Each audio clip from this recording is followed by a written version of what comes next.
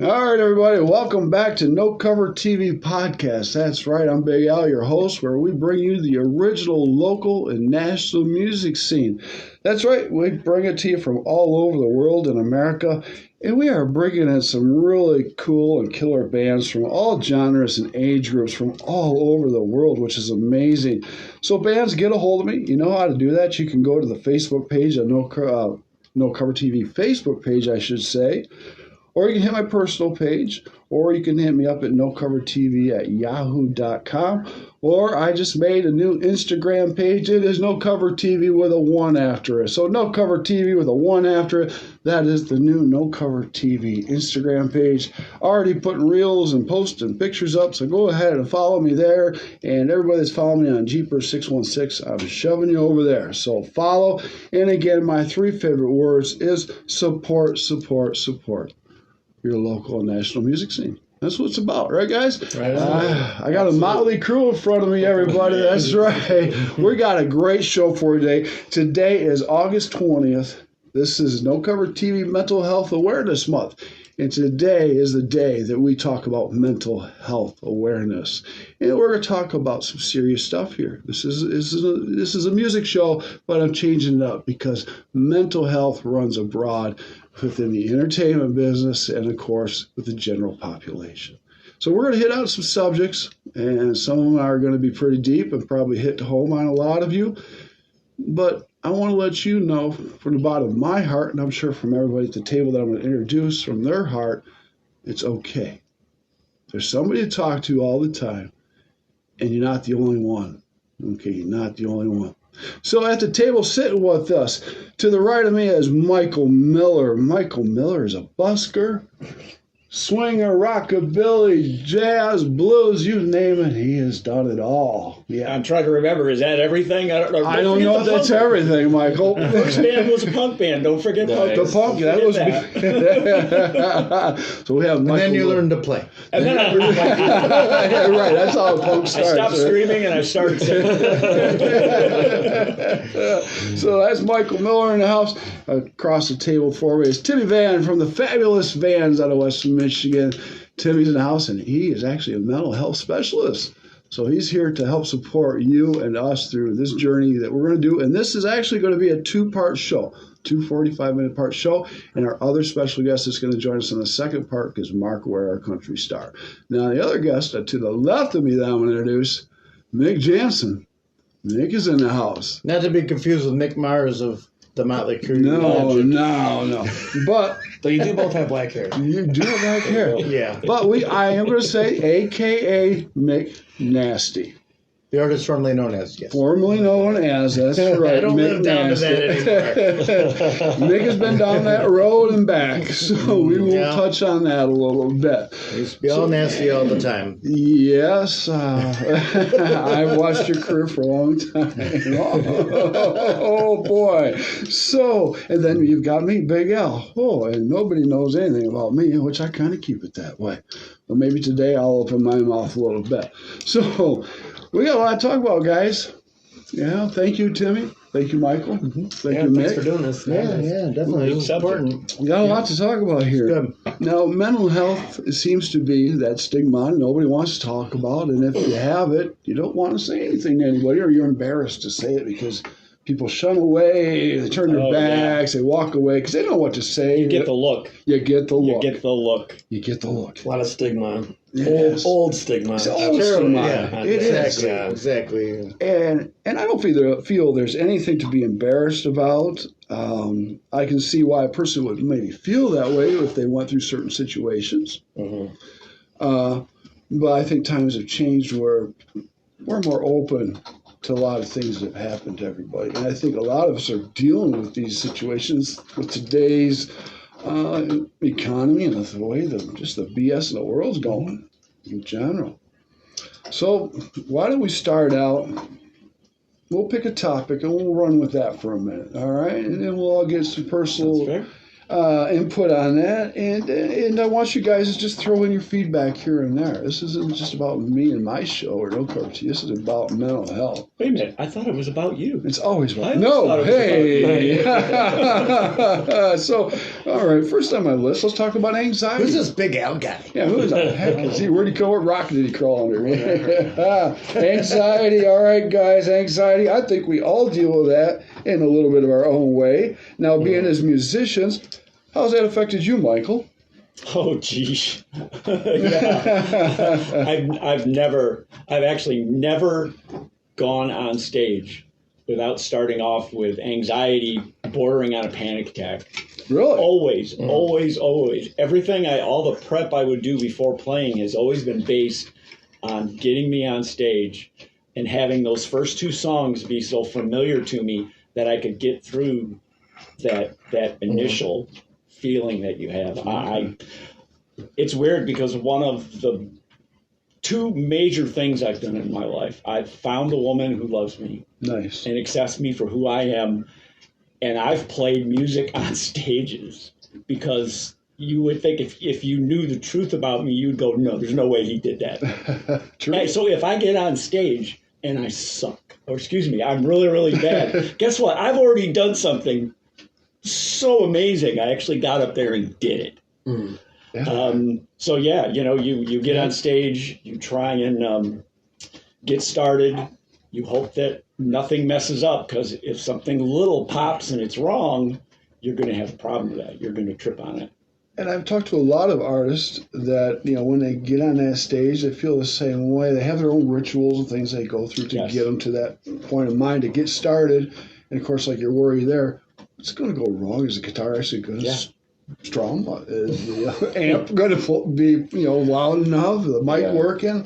Everything in check. Well, I've had guys that we practice a lot, and it's because all my ducks have to be in a row when I get on stage. Gotcha. All the ducks have to be in a row. Okay. And everything has just got to flow, because if it doesn't, then I can't get past that. And it goes all the way back to 1987 from my first band. 1987, okay. Yeah, absolutely. Now, did you find a way when that anxiety hit you and you're going up on stage, did you find something that helps you bring you down?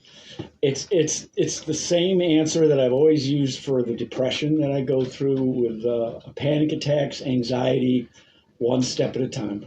You make one step, and then you make another step, and then you make another step, and eventually it gets easier. It never gets easy. Never gets unless I'm busking. I'm a busker. I'm proud to be a busker. You are a busker. You know what? There's no anxiety when I busk. There's no expectations. None. No Just get up there and start expectations. playing. I love busking. Yeah. He's old busker I got. Well, Timmy, through your input on anxiety, so what do you see out there? What is coming through as far as the musicians and general population on the anxiety issue? Well, I have my own. I would start off by saying, anxiety is a pretty natural state. It's kind of it's a survival thing that goes way back to an evolution of, that fight, flight, or freeze type of deal. So, in our modern society, we don't deal with, we're going to be eaten or beaten. I guess metaphorically you could say that, but right. I had my own things with I would say start off with music too. When I first started doing acoustic open mics, I had to get drunk to play. And I think this also bleeds into something else we're going to talk about, substance abuse and how this kind of all gets tied in. Mm-hmm. I think that's a way, a non-pharmaceutical way to kind of dull your nerves. So then that became associated, drinking just kind of became associated with playing live for quite a while, quite a number of years. So you require that drink to get on that stage. Yeah, basically. And then I also have pretty rampant ADHD myself, so my biggest worry is I'm forgetting something, because literally I always forget something. So you're always double and triple checking. Yeah, and then on top of that, if I'm missing something, you start to overheat mentally, and you start acting like you don't normally act. Because it's a panic attack. You're kind of freaking out a little bit. I think you'd be more hypervigilant if you're going through that. Yeah, you think about ADHD can be a real problem. And honestly, I think I meet a lot of musicians that I think it's almost a component of it, because the upside of ADHD is I think it allows for a really creative mind. You know, you're thinking about things that aren't necessarily in front of you. I think you can visualize creative things better, just from my own experience and talking to other people too. So, but those are kind of my issues with anxiety as far as performance aspect.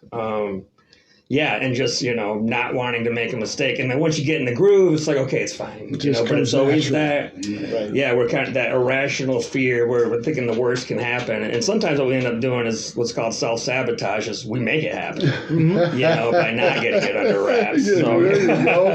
There you go. So, yeah. All right, Mick, let's throw it over to you. How about you? You've been at this quite a long time now. Yeah. You went from glam rocker all the way up to now. Whatever I'm doing now. Yeah, so you had gone through some anxiety issues. And not necessarily. Not necessarily. Really, because you're talking about the getting on stage with the drinking, and it's like, oh, thanks MTV for and Motley Crue and Guns N' Roses and Aerosmith. There you go.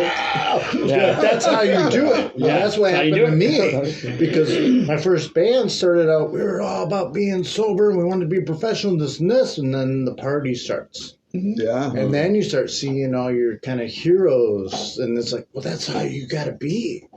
Well, maybe some had issues or whatever, but they made it in spite of that abuse, not because of the abuse, not because of the chose that. The fifths of Jack Daniels that run around stage with are actually which are actually iced tea. Yeah, and then you're like, oh, I got to drink Jack Daniels every day. You guzzle it. Yeah. But anyway, when I started out, it was I wanted to be professional, tight, solid. I wanted to go to Musicians Institute, and then the party started. Mm-hmm. And kind of never stopped for a long time. And then I had some of my success in spite of, it's kind of like, I'll tell people, I'm like, I'm a far better drummer than guitar player, but yet I keep playing guitar. And I'm like, everybody wants me to play guitar. It's really weird. But, but it's like, it's strange. It was like a lightning in the bottle thing that I was able to get this thing that I do in a style or something that works. But a lot of stuff I did was kind of like by accident, because I was just kind of like, I used to call myself everybody's clown, fabulous disaster. Mm-hmm. I never had the stage anxiety stuff. Okay. I remember the very first live kind of thing being but that ramped up, but that's just your adrenaline. But then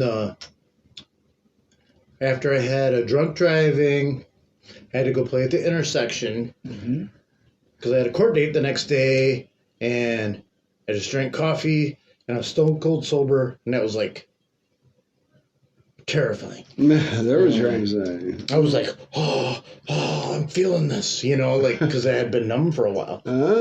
And then, I remember going to my court date and getting off really easily, slap on the wrist, and then immediately went to 10 bells and got a scotch on the rocks, and was like, yeah, beat that one, Right. And then kept going until it ended up just being really a big disaster. But I was able to keep going. I ended up unfortunately being like a functional drunk, but we'll get into that. Yeah, we'll get into that. That's not about anxiety. No, so you didn't really deal with that. Okay? No, and I didn't either as a musician. I had no problem getting up there and jamming. Anytime just like getting in front of a camera, I had no problem doing that. Yeah, whenever something would screw up, I'd just be like, whatever. I'm like, I remember playing at the Grand Rapids Festival of the Arts, and like something didn't work, and I just threw my pedal behind me. Make it work. Happened to just land on my guitar case. I was like, oh, that's funny. And I didn't realize until after the show.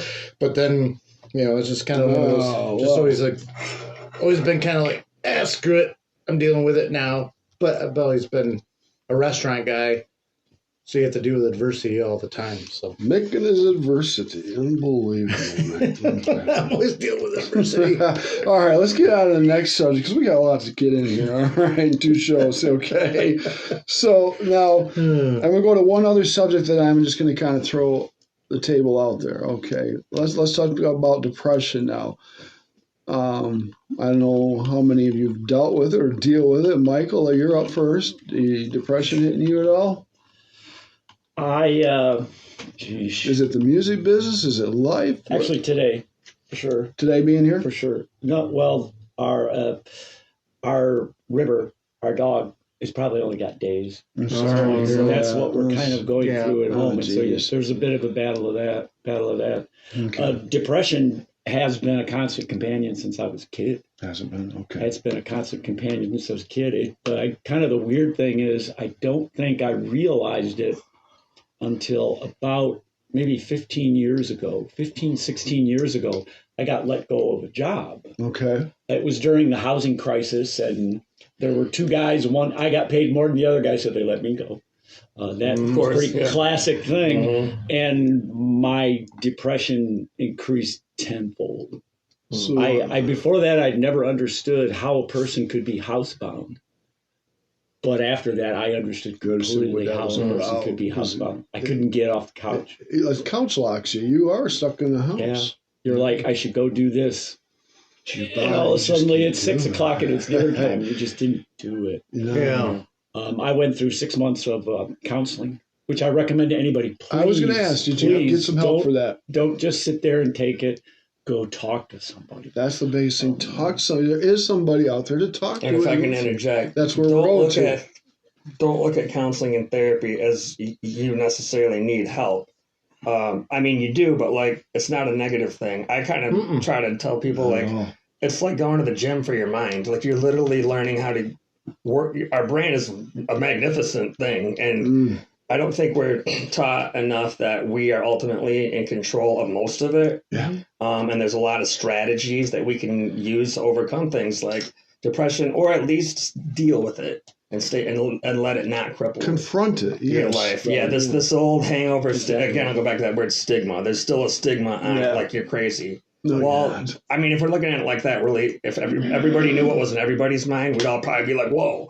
Yeah, right.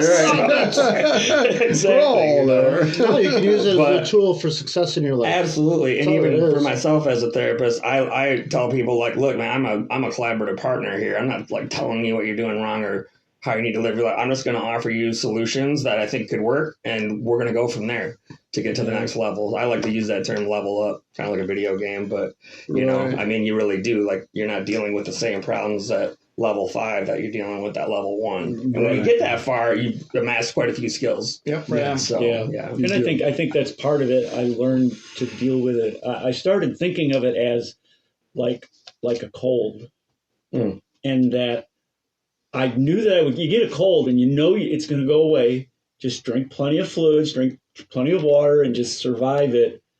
And it's going to get better. And I always knew that. So I knew that I just had to make it through this, and there would be a light at the end of the tunnel. So that's great. Don't go over the edge on it. But I all the time. I mean, it's every day. It's, some days I get up and it's only 10, 20%, but it's still there. Still knocking at the door. Still knocking at the door. Like, all it takes is just the wrong little push, and I know that going. Some people will, a certain smell will set them off, or a word, phrase, song. Certain things will set a person off, whether it be to depression or anxiety. Now, and often I would just add that depression and anxiety, they call it comorbid or co-occurring. They're usually together. Are they? It's kind of like somewhat of a strange marriage, but I mean, that they kind of feed each other, if that makes sense. Like, I can see that. You're feeling down, you don't want to go anywhere because you're scared to kind of go anywhere, and then you're mad at yourself for not being able to overcome that. So then you get more depressed, and so without those tools to kind of break that up, it can be pretty debilitating for some folks. I can see and there's a chemical and environmental element to it as well. So. I can see it being like kind of a vicious cycle. You're telling yourself you can, but you can't. You don't get out of the house. You get mad at yourself. You're pissed off at yourself. And the next day comes and it happens again. And the cycle just keeps going sometimes, exactly. I think. You can't. I never knew when it was going to come. Didn't you? Okay. I never knew when it was going to hit. I could have a day. I'd just be great. I could have a day, and I'd get up in the morning and make some breakfast, and all of a sudden it'd just be down. I crash. Down I'd go. I'd crash down, and then you go, okay, well, this is a waste day. So I'm not doing anything today. I've just got to get through it. And to interject, my wife has always been great. That's good. That support thing. Support system is a good thing. Yeah. Have a support, even if it's one person. It makes it just a big difference. It's a start. When you're in a dark closet and you're left alone, it just keeps getting darker. Yeah, it's harder to get out of it. Yeah, exactly. Mm-hmm. Now, Mick, you didn't deal with anxiety, but how about depression? Yeah. The shroud. Shroud. That's a good way to put it. It's like you'd be having a great day, but there's this cloak, the shroud, there's this thing, like it's like a depression helmet almost. Like you're like, everything's going great. Why do I feel so and you gotta keep muddling through and fighting, and you're like, I should be really happy right now. Yeah, why am I like this? Yeah. Why is there this funk? Why is there this and then the which is probably, and I didn't know for a long time what it was. And then maybe it's why I thought everybody was like this. You know what I mean? I thought it was normal. I just thought it was normal. Yeah, or they're in sort of some detachment that comes with it. And you're like doing your thing, and it's like, okay, everything's happening, but I feel like I'm in a movie, or I'm like everything's going on around me while I'm still doing my thing. And I should be really excited. And I could be really excited, but then I still have this... It's over you. This thing. And... you're like a shadow following you. Yeah.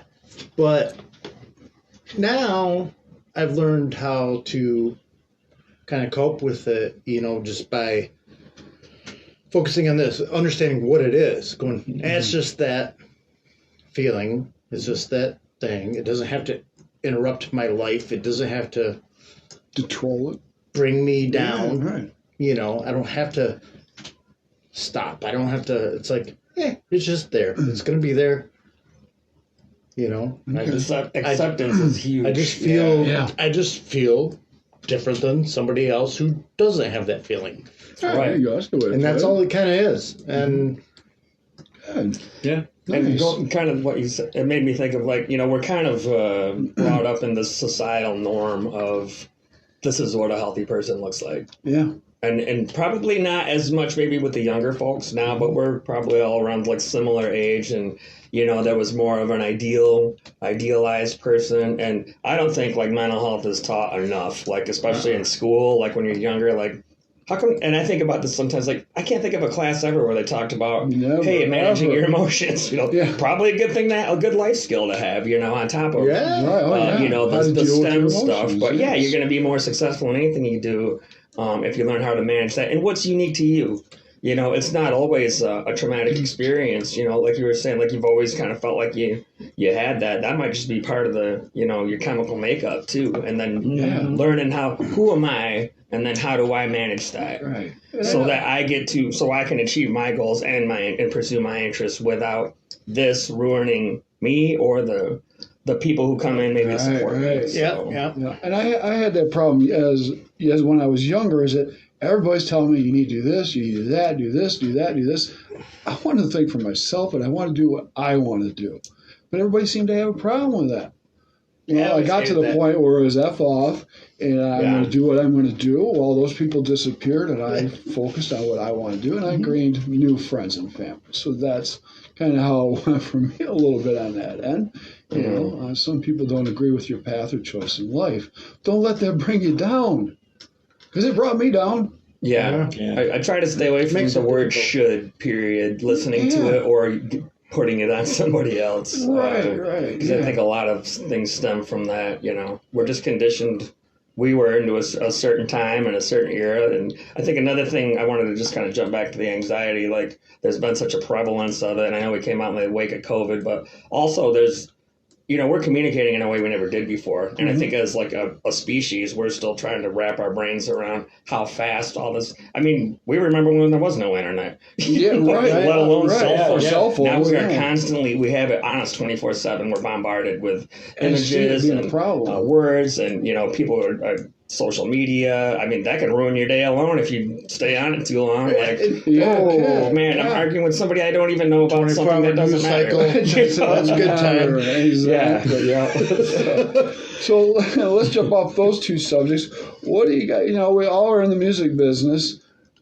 Each of you, what have you seen with other Musicians and bands? Have you seen them going through the same struggles that you've gone through? Since I started telling people, I am amazed how many times I've said that, and all of a sudden I have somebody telling me their thing. Because all of a sudden, I'm in the club.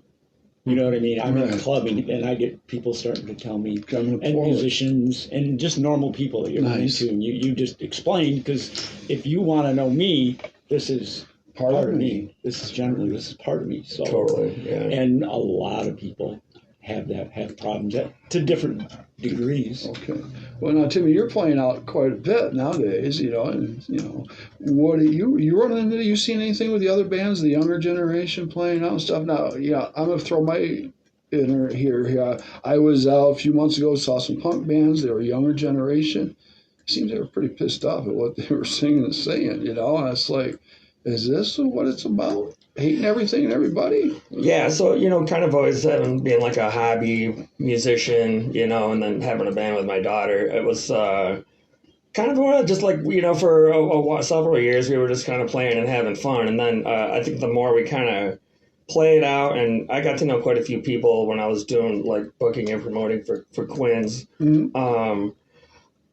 I think I'd see there's a lot of common denominators, and actually I think music, draw, and art in general, there's music therapy and there's art therapy. There's a therapeutic quality to it. Yeah.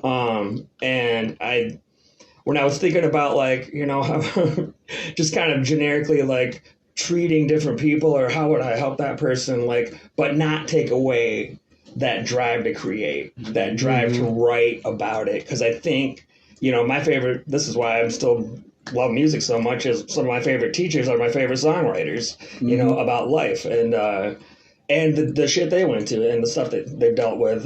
So I think there's a quality, like, you almost don't want to go too far with it, but at the same time, like when I see the more self-destructive behaviors, or like we kind of touched on, I think there's a third, this is what I've noticed, and I think this is true of society too. A third of the music scene is about doing something cool with music, maybe even helping people, using music as a change vehicle. Mm-hmm. A third of it are attention-seeking predators, or just attention seekers in general.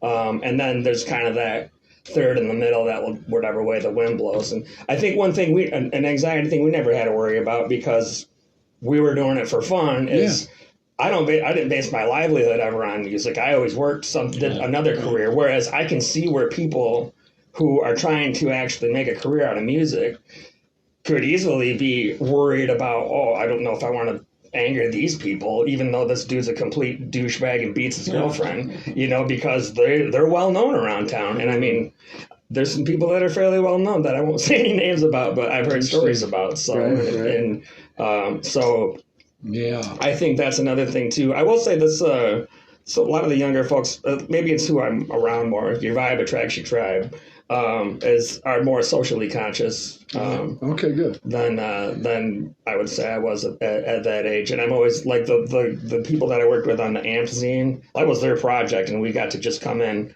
and help out with it. But I was really impressed at some of the stuff in there, because I spent a long time in college on and off, because I went as an adult, and I was like, and they didn't, and I was really impressed with just the stuff they had come up with. So that told me a lot about how self-educated they were, and that's something I would encourage anybody. You don't need to go to college to be educated. No, right. You can be a specialist in any area if you put your you focus on it. So this program that you and Sierra took is Artists and Musicians Progressing Together. Yes. And it's about mental health. Yep. Abuse. In particular, that one focuses on abuse awareness and accountability.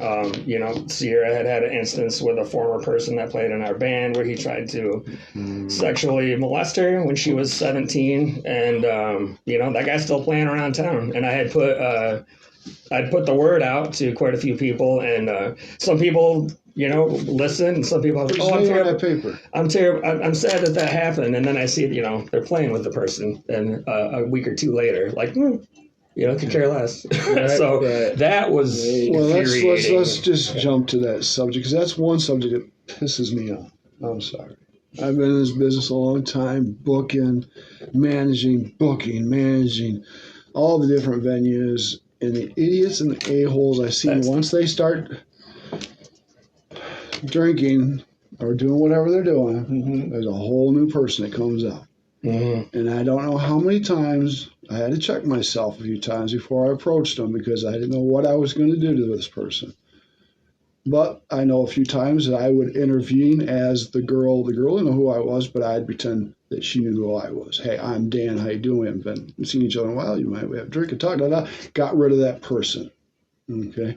Right. Other times I've had to approach that person and basically lay them out and grab them by the hair, the back of the neck, and escort them out. And security took over the rest.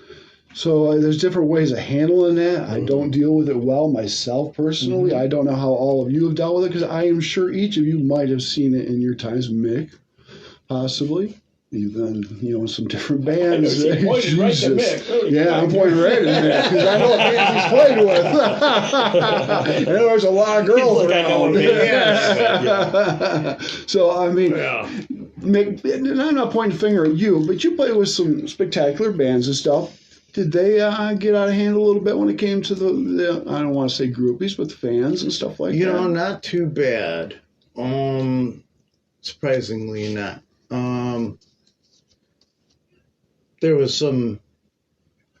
I think there was some more accosting by the fans at times, but you didn't complain, did you? You didn't report that, did you? Yeah, the police didn't come. You're like, but you're taking it in. You're like, yeah, and then he'll promote, and it helps encourage that behavior. Nick's just a really good-looking guy. Guys don't usually have to deal with that. But the women do a lot. They're almost judged on their appearance first. So. There was some instances, where. Sometimes, because like in the 80s and 90s, I know, like the whole gas grab, and that was like normal. It was a lot more common. It was common back then, like when the whole Me Too thing came through, it was like, dude, it's like, yeah, but that was like normal behavior back then. Right, you can't do it now. Don't do it now. That's fine. But not saying that was fine then, but it was normal. It was socially acceptable. That was kind of what you do. You see somebody like on the butt, hey, how you doing? Just tap on the butt, and it's just like partying like a rock star, Right, and that's what you did back then. We all did. Right. But in the 2000s there, though, when things were really banging for, like the nasties and stuff like that, it was, I had to use some discretion because there were temptations. I was going to say, man. Married at the time, and, on stage, if whatever happened, but I didn't engage, just out of, because that's just how I am. I'm not going to. Common sense. But even though I wasn't happy in my marriage, but I was committed to it. Yeah, that's awesome. That's good. And and I'm so happy now that it ended. Because I'm far beyond happier than ever now. So that slipped out. No, that's fine. I don't care. Bygones. See ya. Those days. I was like the reluctant groom then, and I tried to live my rock and roll life anyway, but I had to do what I had to do, kind of thing. But some of the, as far as like the.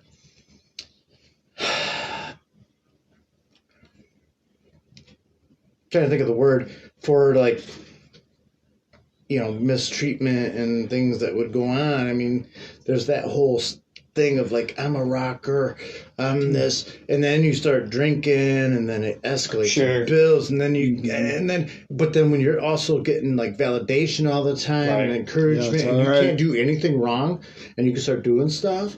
So you get away with it. I did a couple things wrong, and and I paid for it, and I was wrong too. I mean, it's not necessarily as far as what some people say, and probably more than what other people say, but whatever.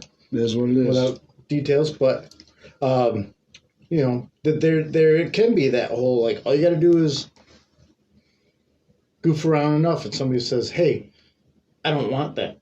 If somebody says, "I don't like to be touched," then don't go force a hug on them. You don't even do it. Period. Yeah.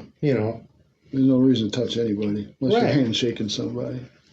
Well, or if you put your hand out and they go, I don't really. I'm kind of a hugger, but I am too. Read it's like when you're playing, read the room. What are we playing next? Like, how do I approach that person? Like, if they're kind of if they start to slink away, don't force them. Come here, give me a hug. Yeah. If they meet you in the middle, great. But, yeah, and I agree. There's a lot of things that can be perceived as inappropriate. I think. And I hate to undersell anything, but there's also instances of where, now even like some simple things that are like, well, like maybe not a handshake, but if you're a little too touchy-feely, some people are like, oh, he just groped me. I was like, I just said hi and put my hand on your shoulder, so you got to be careful with that. But I'm much more, the problem is, to me, enablement is that, True. When we did the amp zine, there's a piece. I'm an old West Side Marine too, and so like I'll meet somebody, gentleman's duel behind the bar, and nobody needs to know about it. That's right. But there's just that. I forgot what's going with that. Well, the circles of boundaries are greater now and more understood. Yeah, respect those boundaries. You're out here. You got to be over here if you want to hug me. Yeah. But, in here. If you're out here, just say hi, wave. If you're in here, well, maybe you can give me a pat on the back. If you're here, then we can hug. If you're here, It's understanding that give people space, let people breathe, just be cordial. Right. Don't cordial, big word. Yeah, no crazy advances. Yeah. Respect. Just respect people's personal space. Yeah, and I think what I was now my train of thought came back. So with the amp zine, did we want to focus on the predators and the people doing it, and like even you got to be careful about calling people out. Like I know some of the folks I was working with, they had there's certain lists that are kind of in the background of people and places to avoid. Yeah. But, also like, well, you don't want to keep re-triggering people either. So like what the zine itself focuses more on awareness and resources on how to deal with that if that's happened to you. Okay. So. And also mindfulness plays a big part in that too. Definitely. That's huge. I'm a big proponent of anything. Michael, you haven't said too much on that one. Have you dealt with that? I know you perform a different style of music and stuff, but have you run into any of that problem? Have you seen it all? Well, the first thing you always do when you get into a bar is you find the bouncer and make that guy a friend.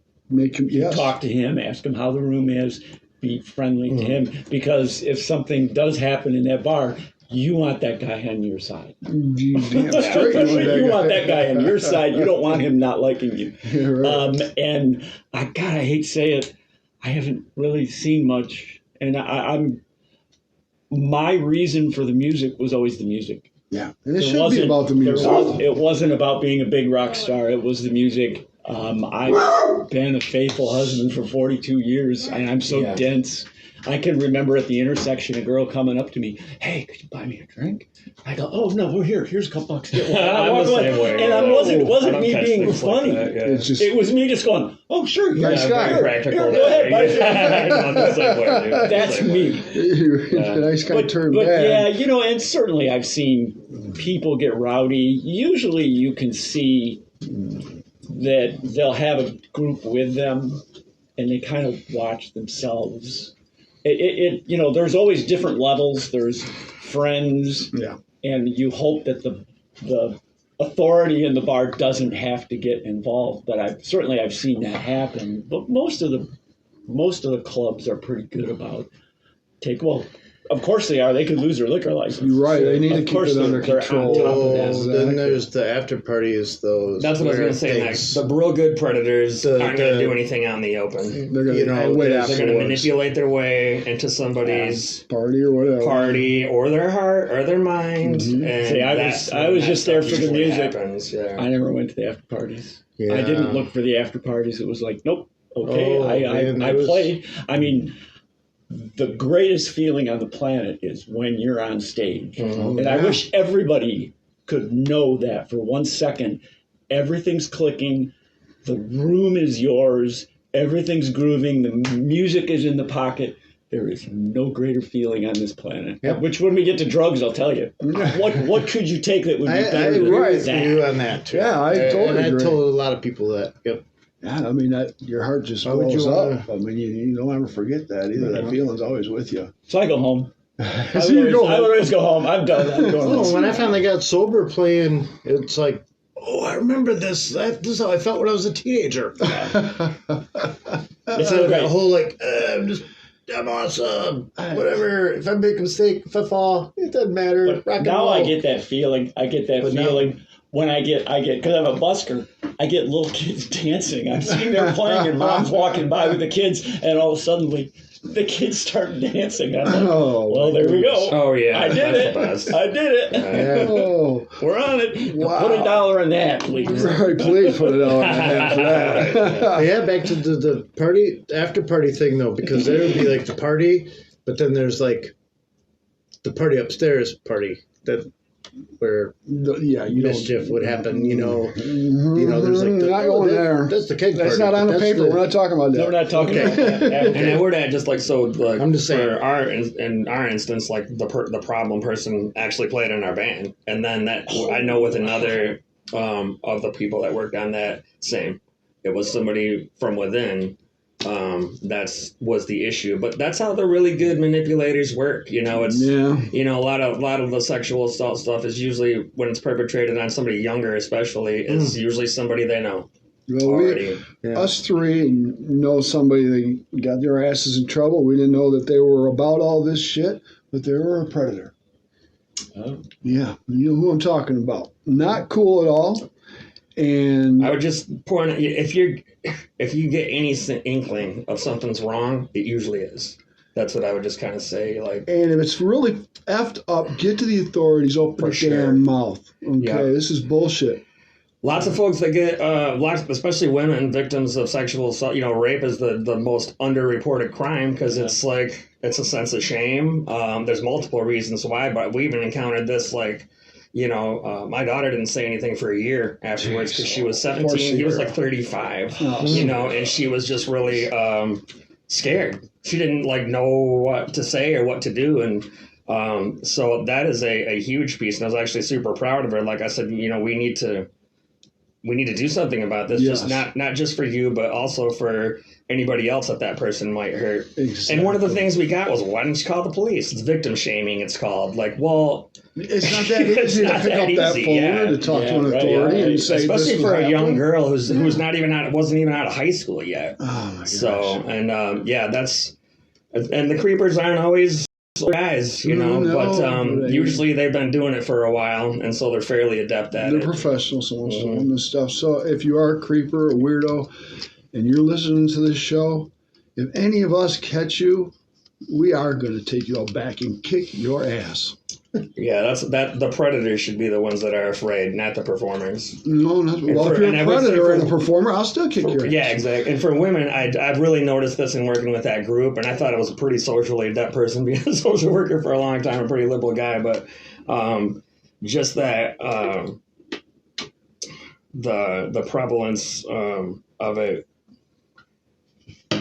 is, I don't think it was more so than what I thought. And with the women, I realized that the privilege I had as a man, because when I was younger and I played in bands and stuff, I never thought about that stuff. And then, a lot of these girls are like, well, I'm usually first we're kind of judged on how we look, like, is she affable? And then the music comes secondary. So it's almost like they mix it too. Yeah, I think there's less of that now, but like there's still plenty of it going on. And to hear it, and I'm a man, so I'm probably that's why I think there's less of it than there actually is. Because for me there is. For women, I don't think so. Well, I'm sorry Sierra went through that, and I'm glad she opened up to you.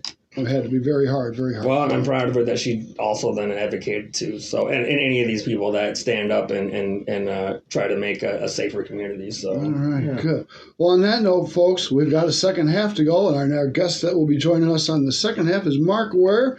He's out doing a video shoot on a lake. Lucky guy. We're going to interrupt his video shoot. So that's awesome. We're going to wrap up. We're going to wrap up this half. All right, everybody. I appreciate you listening to the No Cover TV podcast about mental health awareness. It's about you. Take care of yourself. Take care of your mind. If something's bugging you, find someone to talk about it. It's not. It's okay. You're not the only one out there. Yeah. And there are people to talk to. Timmy's a good person to talk to. Definitely. We're all good people to talk to. Well, there is, and it's not weird. I mean, when I went into counseling, I of course had preconceived notions about what this was going to be all about, but the person, she knew that I had preconceived notions. She handled everything perfectly. Yeah. Okay. And finally, I ended up talking for 6 months, and at the end of 6 months, I was okay. I had it. All right. I had it. Yeah, so I recommend it. Absolutely. Talk. I love hearing stuff like that. Good deal. So, all right, folks, check out the second half. That's coming up right now. Be right back.